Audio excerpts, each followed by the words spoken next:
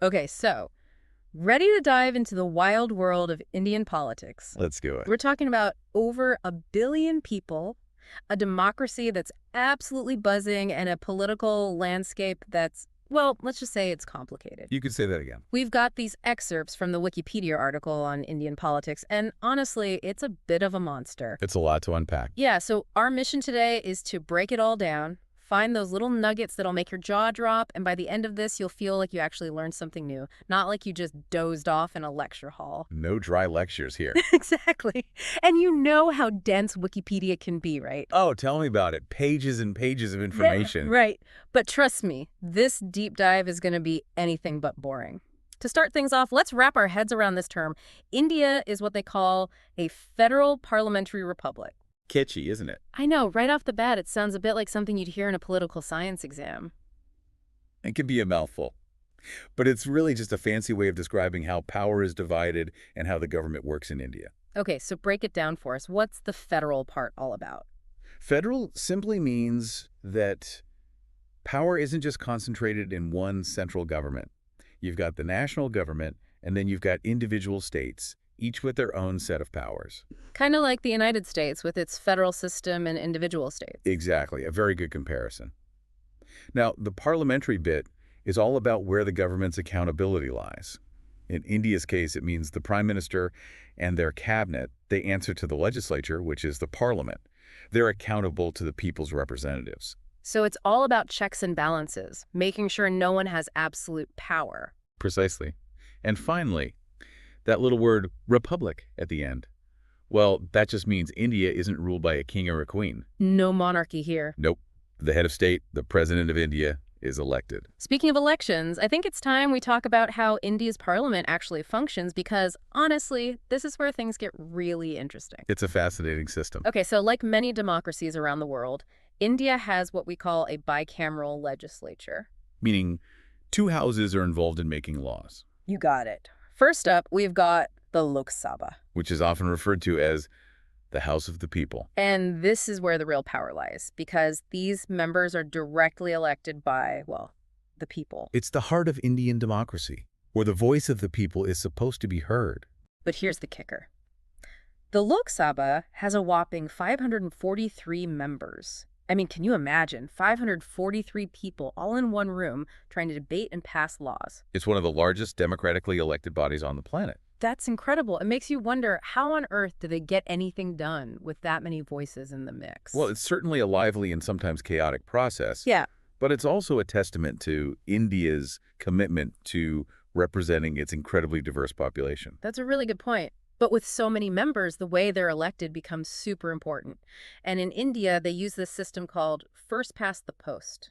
What's that all about? First past the post basically means that whoever gets the most votes in a particular constituency, in a particular area, wins the seat in the Lok Sabha. Even if they don't get a majority of the votes. That's right. That's interesting. So someone could win a seat without even getting half the votes. Precisely. It's a system that's used in many countries, but it can lead to situations where a party wins a significant number of seats without actually getting the support of the majority of voters overall. Okay, so it's not just some random election rule. This first past the post system actually has huge implications for how representative the Lok Sabha truly is, right? Absolutely. And it's a big reason why India often ends up with coalition governments. Coalition governments. Exactly. Because it's rare for a single party to win a majority of the seats in the Lok Sabha, you often need multiple parties to come together and form an alliance to reach that magic number. So it's like political matchmaking, trying to find partners who can work together to form a government. That's a great way to put it. It's all about negotiations, compromises, and sometimes even a bit of political maneuvering. Sounds like things can get pretty interesting in Indian politics. So we've got the Lok Sabha, the House of the People, but then there's the other house, the Rajya Sabha. What's its role in all of this? Ah, the Rajya Sabha. It's often called the Council of States, and it acts as a kind of check and balance on the Lok Sabha's power. So it's like the wise, experienced, older sibling making sure things don't get too out of hand. I like that analogy. While the Lok Sabha is all about directly representing the people, the Rajya Sabha is designed to provide a voice for the interests of individual states at the national level. Okay, so it's about making sure that regional concerns aren't drowned out by the national agenda. Precisely. And the way the Rajya Sabha is structured, with its members indirectly elected by state legislatures, really reinforces that role. It adds that extra layer of representing those regional interests. And just to be clear, what do you mean by indirectly elected? So instead of being directly voted in by the people, Rajya Sabha members are chosen by elected representatives who are already serving in their respective state legislatures. Interesting. It's like a two-step election process. You got it. And here's another thing that makes the Rajya Sabha so unique. It's not subject to the same kind of political ups and downs as the Lok Sabha. What do you mean? Well, remember how we talked about the Lok Sabha being dissolved under certain circumstances, like if the government loses a vote of no confidence? Right, right. Like hitting the reset button on the government. Exactly. But the Rajya Sabha, it doesn't get dissolved in the same way. So it's like a constant in the Indian political system. Exactly. It provides a level of stability and continuity, even when there are big political shifts happening in the Lok Sabha. So it's like having a backup generator for the government, making sure the lights stay on even when there's a power outage. I love that analogy. It really captures the essence of the Rajya Sabha's role. Okay, so we've covered the legislature, both the Lok Sabha and the Rajya Sabha. But what about the big players at the very top of this whole system? Well, at the very top, you have the President of India. Think of them as the head of state. Right, and currently that's Draupadi Murmu, if I'm not mistaken. You are absolutely correct. President Murmu assumed office in 2022. And here's something that I think a lot of people might find surprising. The Indian president is actually elected by an electoral college, not through a direct popular vote. That's right. It's a system that often raises eyebrows, especially for those who are more familiar with direct elections for head of state. It's kind of like how the U.S. elects its president, right? Very similar. But if the president is elected indirectly, does that mean they're just a figurehead? I mean, where does the real power lie? That's a great question. And it's true that the president of India holds a largely ceremonial position. They have significant symbolic power and play a crucial role in upholding the Constitution. But when it comes to the day-to-day running of the government, that responsibility falls too. To the prime minister, of course. And that brings us to arguably one of the most recognizable world leaders today, Narendra Modi. Absolutely. Prime Minister Modi has been a dominant force in Indian politics for years now. So as prime minister, he's the one calling the shots, leading the government and all that. In essence, yes. He leads the political party, or as we were discussing earlier, the coalition of parties. That holds a majority in the Lok Sabha. And as we touched on, those coalitions, well, they can be a whole other kettle of fish. Oh, absolutely. Forming a government in India sounds like it involves some serious political maneuvering, but before we get lost in the intricacies of coalition politics, I think there are a few more interesting details about India's political structure that you'll find really fascinating. Oh, I love those aha moments. Mhm. What have you got for us?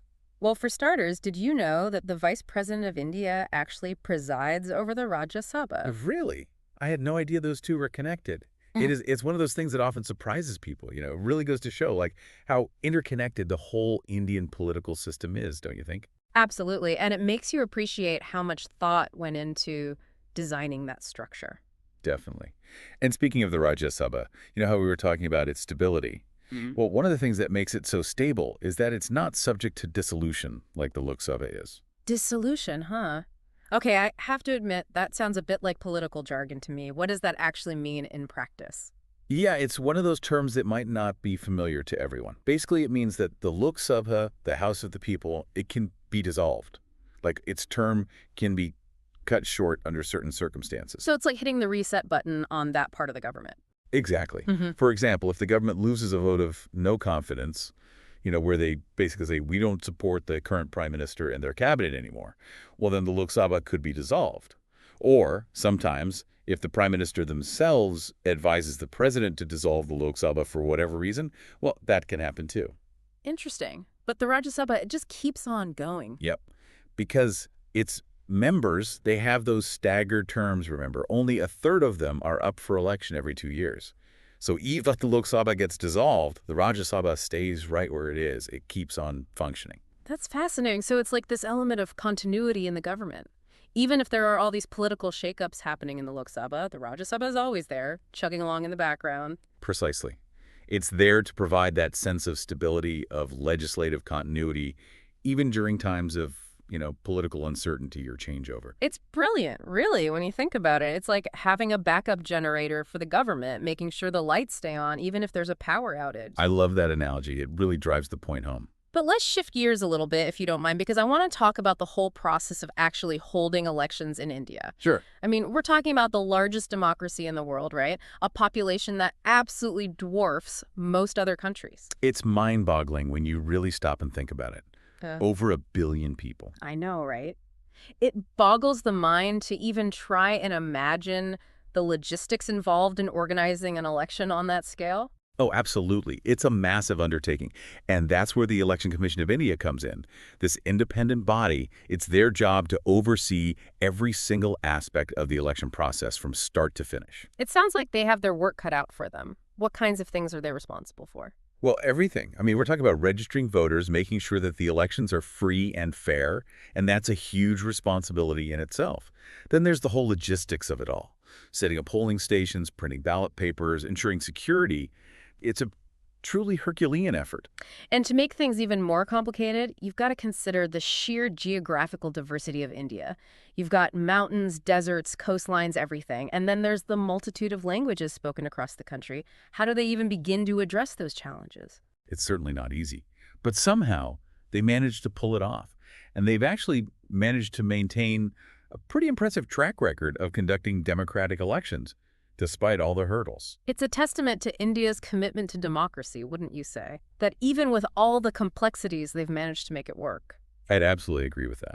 And speaking of complexity, our source material mentions this idea of one nation, one election. Have you heard of this? I have. It's been gaining quite a bit of traction in recent years. So what's the deal with one nation, one election? What's it all about? Well, in a nutshell, it's this idea of synchronizing all the elections that happen in India. Yeah. So instead of having separate elections for the Lok Sabha, the state assemblies, and local bodies all at different times, they'd all happen at the same time. So instead of having elections happening all over the country, pretty much nonstop, it would be this one massive coordinated event. I can definitely see how that would be logistically simpler and probably save a ton of money and resources too. Right. And those are exactly the arguments that proponents of one nation, one election make. They say it would streamline the whole democratic process, save a lot of money, and allow the government to actually focus on governing instead of being constantly caught up in election mode. Those sound like pretty compelling arguments to me. But I'm guessing not everyone's on board with this idea. There must be some downsides too. Oh, there are definitely critics who raise some valid concerns. For instance, some people worry that holding all the elections at the same time could undermine the federal structure of India. I see where they're coming from. It's about maintaining that balance of power between the central government and the states. Precisely. Critics argue that one nation, one election might give an unfair advantage to larger national parties over smaller regional parties. Because the national issues might overshadow the local concerns. Exactly. It's all about making sure those regional voices aren't drowned out. So, like most things in politics, it's a trade-off. There are pros and cons to consider. Exactly. It's a complex issue with valid points on both sides. And it really reflects some of those broader tensions and considerations that are always present in a democracy as large and diverse as India's. Well said. And speaking of those tensions and considerations, I think it's time we address something that often comes up when we talk about Indian politics. Dynastic politics. Yeah, it's definitely a big one, isn't it? Dynastic politics. It's kind of woven into the fabric of Indian politics. You see these families, and they hold on to power for generations. It's a fascinating phenomenon. It's not unique to India, of course. You see it in democracies around the world. But it does seem particularly, I don't know, ingrained in India's political system. I think that's a fair assessment. Yeah. It's definitely more prominent there than in many other democracies. And when we talk about dynastic politics in India, I mean, the first example that comes to mind, it has to be the Nehru-Gandhi family, right? Oh, absolutely. They're the most prominent example for sure. I mean, 3 generations of that family served as prime minister. Jawaharlal Nehru, Indira Gandhi, and Rajiv Gandhi. It's pretty remarkable when you think about it. It is pretty extraordinary.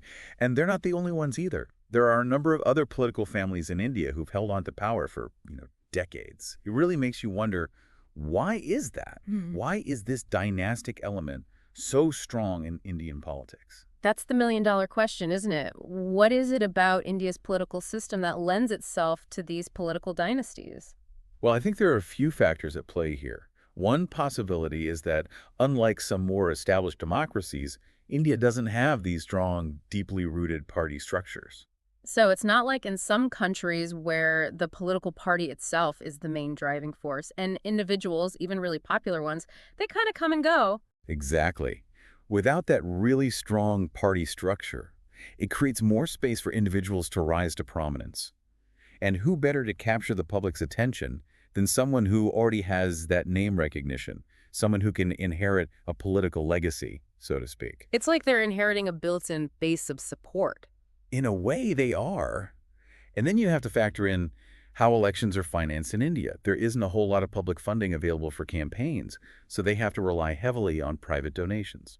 Right. So if you come from a wealthy, influential family, you already have a huge advantage right out of the gate. Exactly. It creates this uneven playing field right from the start.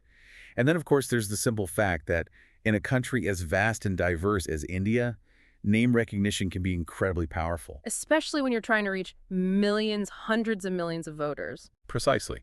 If your name is already familiar to people, if your family has a history of political involvement, well, that gives you a huge leg up in terms of getting your message out there and ultimately winning votes.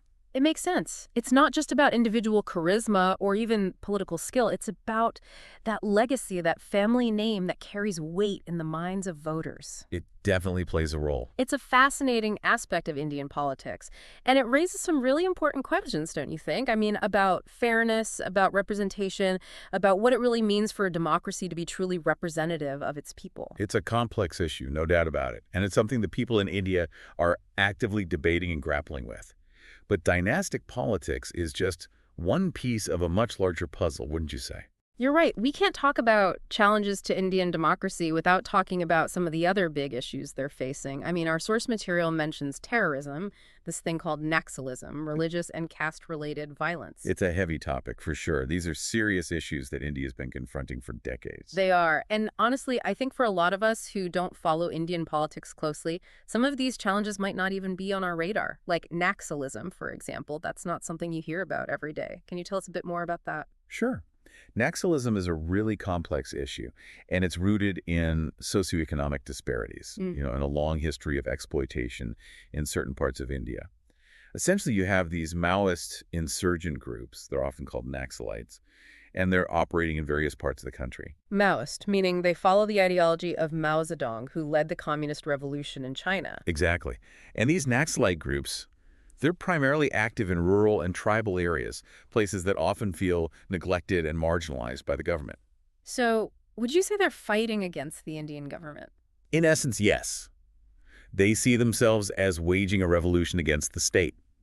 They see the Indian government and the economic system as oppressive, and they're fighting for the rights of the poor and marginalized. It sounds like they feel like they've been left behind, that India's economic boom hasn't reached them. That's a big part of their narrative. They see this gap between the rich and the poor widening, and they believe that violence is the only way to bring about real change. It's a very complicated and sensitive issue, and it's been a persistent challenge for successive Indian governments. It's a reminder that even in a democracy as large and as vibrant as India's, there are still deep-seated inequalities and grievances that can lead to conflict and unrest. Absolutely. And then on top of that, you have the issues of religious and caste-related violence, which are deeply rooted in historical social divisions within Indian society. These are issues that have plagued India for centuries, and they continue to pose serious challenges to peace and stability. It makes you wonder, with all of these complexities, all of these challenges, what does it mean for the state of democracy in India overall? That's the billion-dollar question, isn't it? And I don't think there's an easy answer. India has this long and very proud history as a democracy. They've held elections regularly since they gained independence in 1947, and it's a model for a democratic transition for many countries around the world. But at the same time, they're grappling with these really serious challenges to those democratic institutions, to those democratic values. Exactly. And I think what makes it even more complicated is that there's no one narrative about the state of Indian democracy. Depending on who you ask, you'll get a very different answer. You're right. For instance, our source material mentions that Freedom House, they classify India as partly free.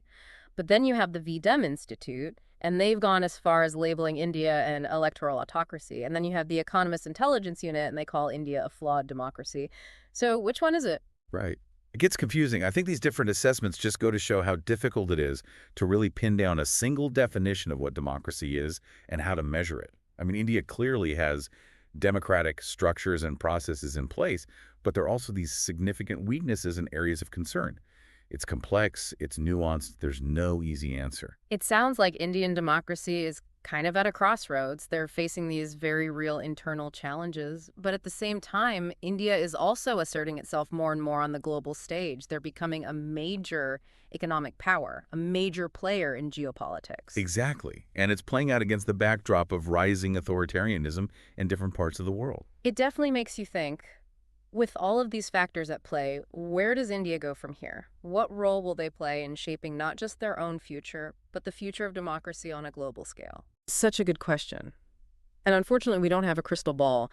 But I think these excerpts that you shared today, they give us a lot to think about. They provide a starting point for further exploration. It's up to all of us to stay informed, to stay engaged, and to keep asking these critical questions about the future of democracy, both in India and around the world. Absolutely. A huge thank you to our listeners for joining us on this deep dive into the complex and ever-evolving world of Indian politics. It's been a fascinating journey. We've only just scratched the surface, so we encourage you to keep exploring, keep learning, and keep asking those tough questions. Until next time, happy diving.